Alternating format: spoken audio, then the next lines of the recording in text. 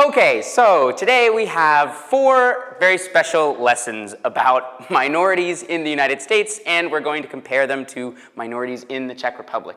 So, I'm going to be giving the presentation in English, and normally I like when you speak English, but for the purposes of this project, I think your discussions can be in Czech, you can write things down in Czech, and also you can answer in Czech, but if I don't understand, I might ask someone to help me translate. Sound good? So you can speak in whatever language you feel most comfortable for. So the first lesson that we are going to talk about is about poverty or about class. Now, class looks a little bit different in the United States than it does in the Czech Republic, but a lot of the same things are present in both countries. But since this is a lesson with me, we're going to start with the question of the day. And since we're talking about class and poverty, we're going to talk about money for our question of the day. So, the question of the day is, if you won the lottery, what is the first thing you would buy? Careful, it's not what would you buy. Like maybe you'd buy a new house, maybe you'd buy a new car, maybe you'd buy a private island, but what's the first thing that you say, you know what, now I have money, I'm gonna buy this. So talk in your groups quickly and then I'll call on like 3 people. What's the first thing you would buy?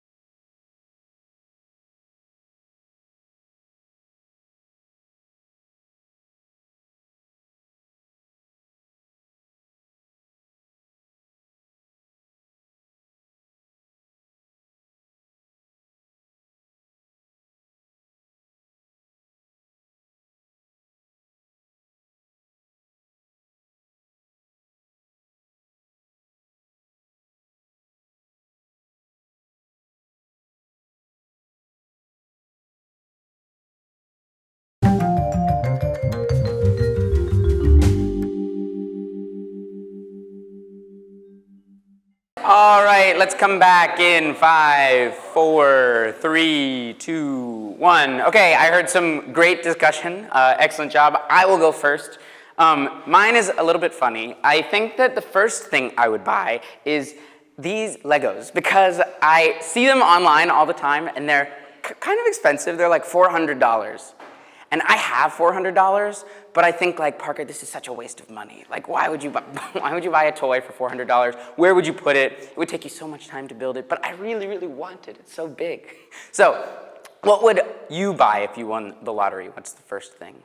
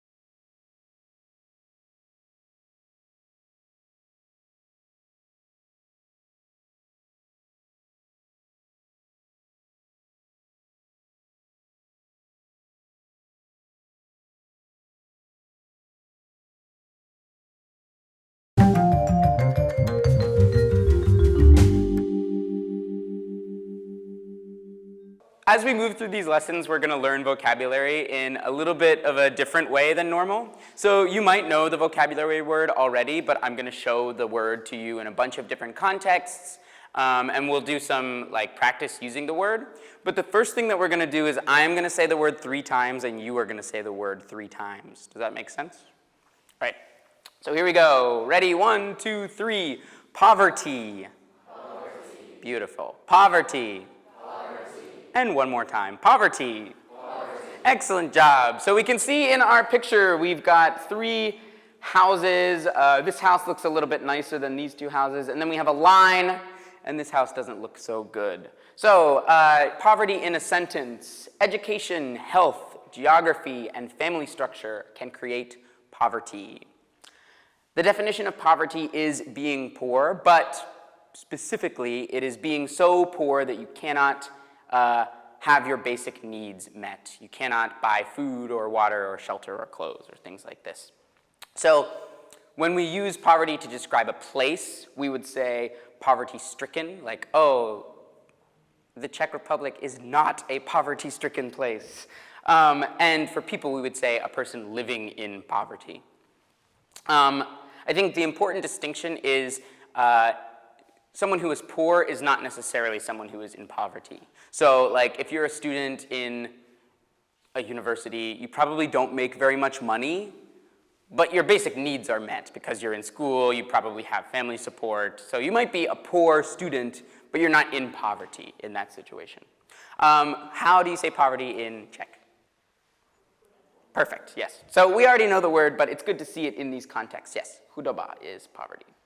So we're going to start by reflecting in our groups mostly. We're going to think about this subject in a broad way, and then we will think about it more in specific ways. So the big question I want us to think really quickly about is, will you in this room ever end up in poverty? So first, it's important to think about the context, like what country are we in, what kind of school are we in, what kind of people are you? And it might be helpful at the beginning to think of some reasons why you will never be in poverty. So for example, I live in this kind of country, I go to this kind of school, I have these goals for myself, I really think that I have support in my life to keep going up and up and up and up. But I also want us to think about it on the opposite end. What are some reasons why your path up and up and up and up might accidentally go down? What are some extreme things that could happen in your life or in somebody else's life that might lead to poverty? So in your groups, I want you to think of maybe 2 reasons that you don't think you'll end up in poverty and 2 situations or reasons why suddenly you might. Does this make sense? All right, so we're thinking of 2 reasons for each yes and no. Let's take 3 minutes to do this.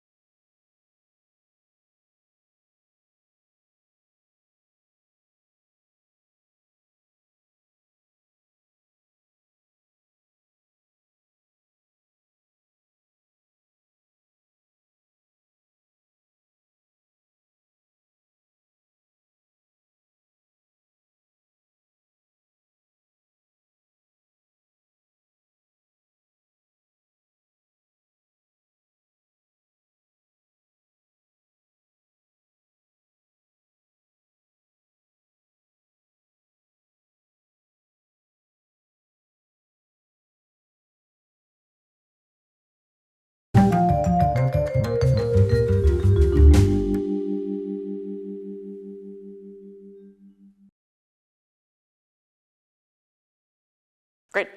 I think these are all really good reasons, and it's good for us to start thinking about this as we move into the next activity. So a lot of people talked about family support. Some people talked about like immediate things like injuries or wars that could really like push you off of your path.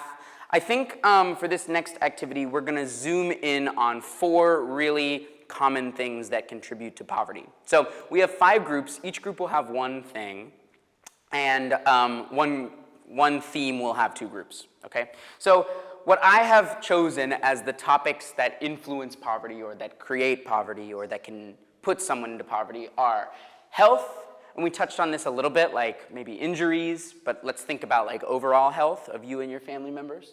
Education, we talked about this as well. Having a good education often prevents poverty, but let's think about it the other way. In what ways can education or lack of education create poverty? The next one I have is family structure. We talked about that a bit, like family support can help you not be in poverty, but different families look different. I think everybody in this room probably has a family that looks similar, maybe not exactly the same, but similar. So let's think about what do families look like, how many people are in them, who are the adults in the family, who are the kids in the family, things like that.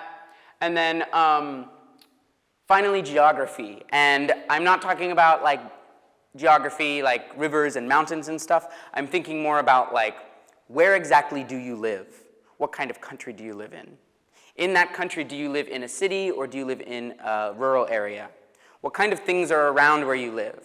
If you live in a city, what kind of neighborhood do you live in? Do you live in a place that you can get around easily? Do you live in a place that you have to stay in? Things like this. So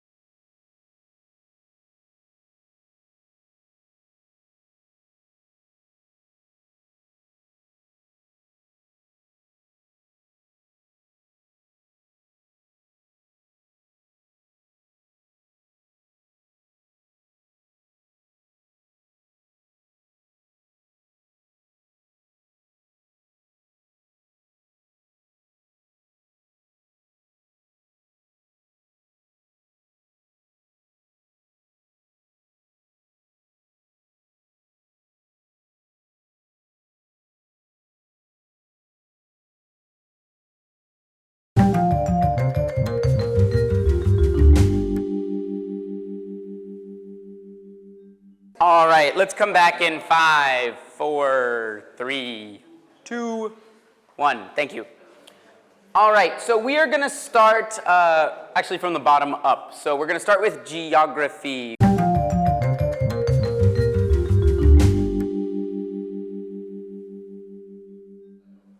Excellent. So Christoph is saying that in countries that are overpopulated, where there are way too many people, the government might not be able to help people or to regulate things or to create jobs, and there might not be opportunity for everyone. So I'm going to say overpopulation. Excellent. Great.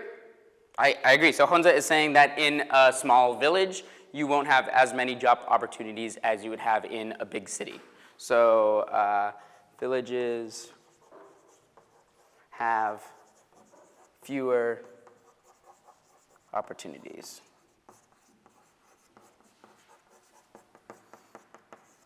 And it's not that villages have no opportunities, it just depends on a lot of things. Like a village really close to Brno, you can just drive to Brno and work there. But also a village in the middle of nowhere, if you want to be a farmer, you can probably be a farmer and make a lot of money.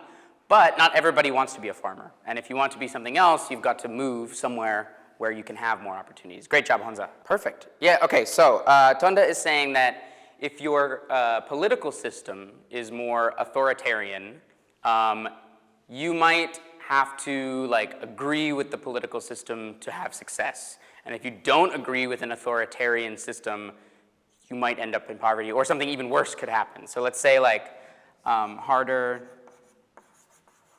in authoritarian states. Perfect. So the continent you live on is what Vasek is saying. So in Europe, there are probably a lot more opportunities than in some African states. Good. So the continent. So these are really good answers, and I think it's interesting. We have this one is really, really broad. It's like the continent you live on. This one is also broad. It's like the kind of country you live in. Also this one too, like the kind of country. This one is a little bit more narrow. It's like village versus city. When I was thinking about this, I actually thought within a city. So my reason was that if you live in a dangerous neighborhood in a city, you might go home from school and you're more worried about your safety than about your education, right? Like if you feel unsafe in your house, do you think you're going to do your homework at night? Probably not. So I thought of it really on a city level. Are there dangerous parts of Brno? Yes, so if you live in a dangerous part of Brno, you might be thinking a little bit more about safety and money and food and things like this rather than your education. Great. We're gonna move next to family structure, that's a really big reason. Great, so Hans is saying that if you have an abusive situation at home or if you have violence in your house, violence usually brings a lot of other problems too. So if you have violence in your house, you might turn to substances, you might start doing illegal activities, and all these kind of bad things are mixed together, and it sometimes starts at home. So I think this is a really good reason. If this is happening to you, you probably aren't thinking about, oh, I want same jedničky on my tests. You're probably thinking about kind of like this, kind of like safety, maybe getting enough money to survive the next day. I'm actually gonna I'm gonna put under geography safe / dangerous neighborhood.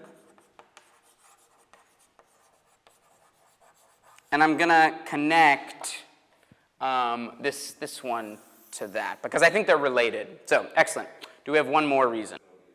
Great. So Honza is also saying unorthodox family structures, or I might say Honza mentioned having a single parent or having lots of siblings.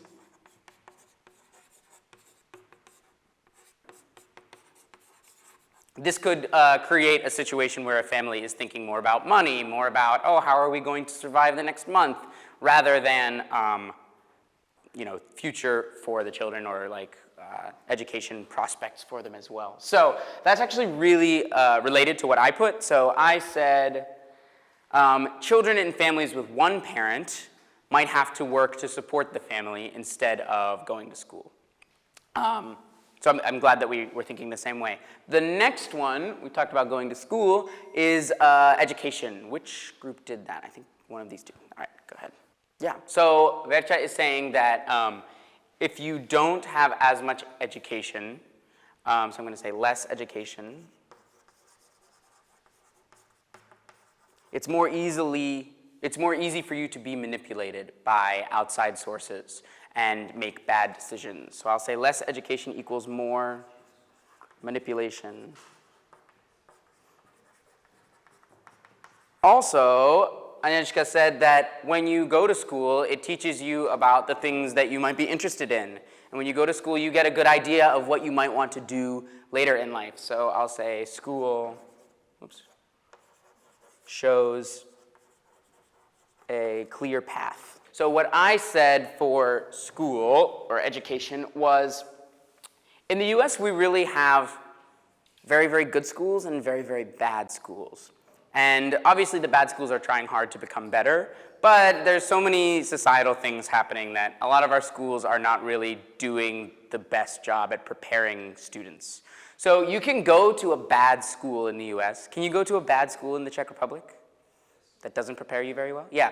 So you can go to a bad school in the US, and then you can get into a university, but you're not prepared to succeed at the university because you haven't really had to push yourself in your high school. So if you go to a bad school, you might not be prepared for other things that can lead you on a good path.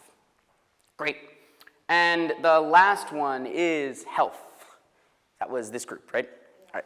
Great. So that was a big answer, and I think it's really, really good. So Annika is saying that if you have a child with like a mental disability,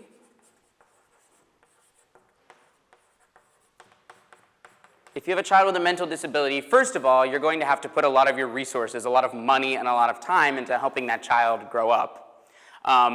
Maybe some of those resources and some of that time means you can't have a regular job. And I really like what you said. Hey, if this is this situation and you're in a home with a single parent, that makes it especially difficult. So I'm going to connect these two. And then when that child grows up, you know, if they have a pretty serious mental disability, like they might not be able to support themselves or get a job and have success themselves. So this type of situation, which you can't really control, this could happen to anyone, could create poverty. Great. Do we have another reason? Great. So Annika said like illness, diseases that lead you to a hospital. I think it's very common knowledge that the United States healthcare system is like extremely expensive. But even here, healthcare is really widely available. But if you're in the hospital for a long time, like that's still difficult. Like you still have to use resources to like visit the person or to help the person with their needs within the hospital, and that person has to take time off of work, and maybe that would lead to a situation where money or income goes down. Great. So I think what I said for this one, we talked about illnesses that lead to the hospital. We talked about like mental disabilities. I was thinking about physical disabilities. Oops. So I said that like having a physical handicap can stop you from getting some jobs. Like you might be really, really smart, but if you have a physical handicap, it might be difficult for you to enter certain places or get certain jobs. I use this example like if someone wanted to come to this school and they used a wheelchair, are they allowed to come to this school? Are they allowed to come? Yes, they're allowed to come if they pass the entrance exam, right? But can they come to this school?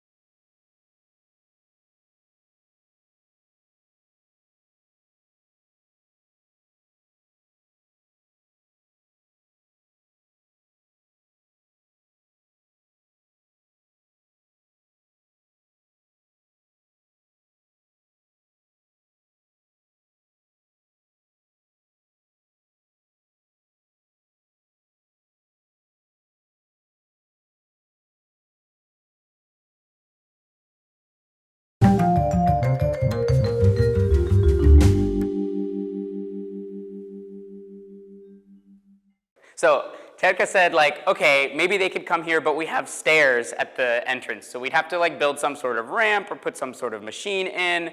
And Kuba said, like, the school cafeteria is like really far away and it's like a really steep hill to go up, so it would be really hard to get around. But like, this is a good school. Imagine you're a parent, you have a child in a wheelchair, they're really smart.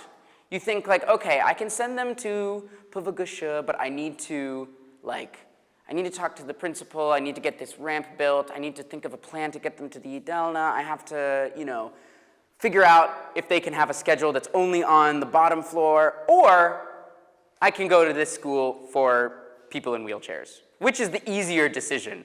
Definitely the second one. So this is to say, like, oftentimes when you have a physical handicap, your opportunities are lower or they're capped. Or in order to get into successful places, you have to work a lot harder. You have to have a lot more resources and motivation and time and stuff. So I think this is great, and the biggest lesson I think I want to draw from this is, we talked very briefly about this, and I already was drawing connections. The important thing is that these are all kind of related. I put them into 4 boxes, but really it could be thought of as like one box with 4 pockets, because the things are definitely connected. And often, if they're working together, it's even harder to get out. So imagine like you have a child and you live in a really dangerous neighborhood. And so when your child comes home, they are thinking about safety instead of school. But then you say, no, I don't want this for my child. I'm going to move to a better neighborhood. So you move to a better neighborhood, but you're the only parent in this child's life. So your child turns like 14, 15, and you say like, hey, you got to go to work because we need you to help support the family because I'm the only parent in this situation. But then you see that your child isn't paying attention in school, isn't getting good grades. You say, okay, never mind. We're gonna put you in school and we're gonna keep you there. But the only opportunity you have is to go to a bad school. So your child is, not in a dangerous place, not having to work, but not being prepared for their future life. And then what if all these things you still overcome and you say like, no, I'm gonna put my child in like a good school.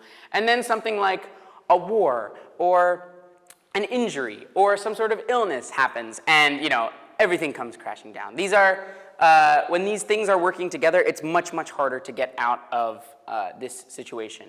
And more than anything, it's a cycle. So if your parents went through this type of situation, you are probably going to go through this type of situation. And if you go through this type of situation, your children are probably likely to go through this situation. So it's harder and harder to get out. Now, from an American context, I have some pretty strong ideas about this, and I'm curious what your thoughts are. So poverty in the US looks different based on who you are. So I have this graph right here, and it has different groups of people and their level of poverty. What do you think these lines represent?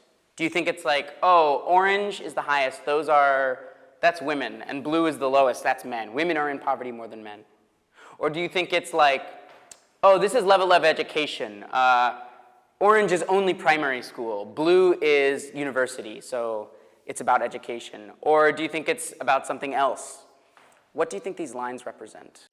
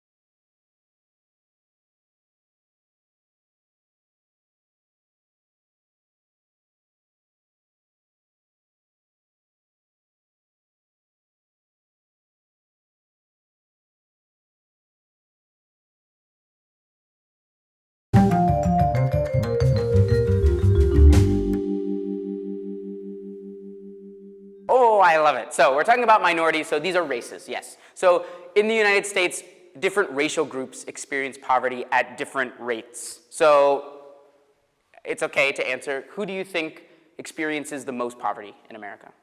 Which group?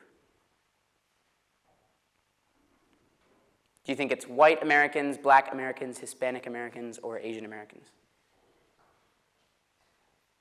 Who has the most poverty in America, do you think? Yeah. It's a good guess, but it is black Americans. So black Americans experience poverty at the highest rate, and white Americans experience poverty at the lowest rate. Now, obviously, this is not the rule. There are white Americans who are in poverty. There are black Americans who are not in poverty. But when we look at this, it's definitely different based on race. And I think it's very easy in America to see someone in poverty and to say, oh, the reason is because of your race. You're in poverty because you belong to this race, and this race doesn't care about education, and this race only lives in dangerous places, and this race blah, blah, blah, blah, blah. But it's not really your race that's creating poverty. It's all of these factors that we talked about working together, and then it creates this cycle, and it's harder and harder to get out of.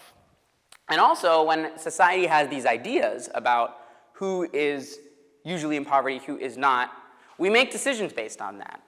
And that can be a little bit, actually it can be very, very harmful to people who are trying to get out of poverty. And it can make it even more difficult. So for example, there's this study that was done, and they had 2 resumes, and they made the resumes exactly identical. They had the same education, they had the same experiences, they had the same skills, and they gave one resume a stereotypically white name and one resume a stereotypically black name. And the white resume was chosen like the vast, vast majority of the time. So it just goes to show that we have these ideas of poverty that affect the way that we treat people and the way that we see people. And really, it's not necessarily a person's race that creates this. It's like these 4 things all working together.